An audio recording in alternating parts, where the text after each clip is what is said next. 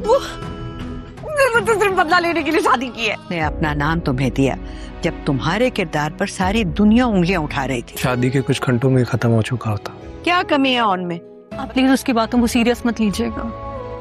वो मेरे माजी के बारे में एक एक चीज जानता है। चला हुआ पटाखा हो जो कभी कोई धमाका नहीं कर सकता। मेरे ऑन का ही हौसला है, हाथ में है। आयला ना बहुत खुद तरसी का शिकार है। उसकी बातों को सीरियस लिया होता तो ये ताल्लुक। पता नहीं आयला के सामने तुम्हारी कैसे चल जाती है। कौन सा बदला, कैसा बदला? और ज़ारा जैसे ही आयला से मिलने के लिए जाएंगी, आयला तो रो रो कर अपना बुरा हाल कर लेगी। बीजान से बोलेगी कि ये सब कुछ ऑन उससे दुश्मनी में कर रहा है। दूसरी तरफ ज़ारा ऑन की मिन्नत समाजत करेगी कि वो आयला की बेवकूफ़ियों की वजह से उसे ना छोड़े।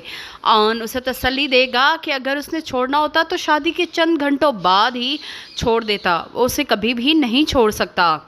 इस बार तो बीजान भी आयला को आईना दिखा देंगी और बोलेंगी कि ऑन ने तुमसे उस वक्त शादी की थी जब पूरी दुनिया तुम पर उंगलियां उठा रही थी, तुम्हारे करैक्टर के बारे में बात हो रही थी।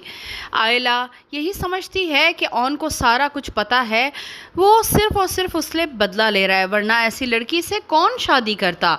दूसरी तरफ रमला एहतशाम को आईना दिखाएगी कि आयला पता नहीं तुम्हें कैसे बर्दाश्त करती है, तुम तो जला हुआ पटाखा हो जो कुछ भी नहीं कर सकते।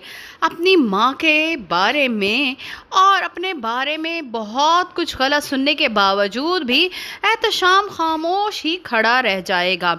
आयला के सामने तो वो बोल भी लेता था, मगर रमला के सामने बोलने की उसकी जुर्रत ही नहीं है। नाज़रीन, आपको क्या लगता है, एहतशाम और रमला की साजिशें कामयाब होंगी या फिर ऑन और आयला की जीत होगी?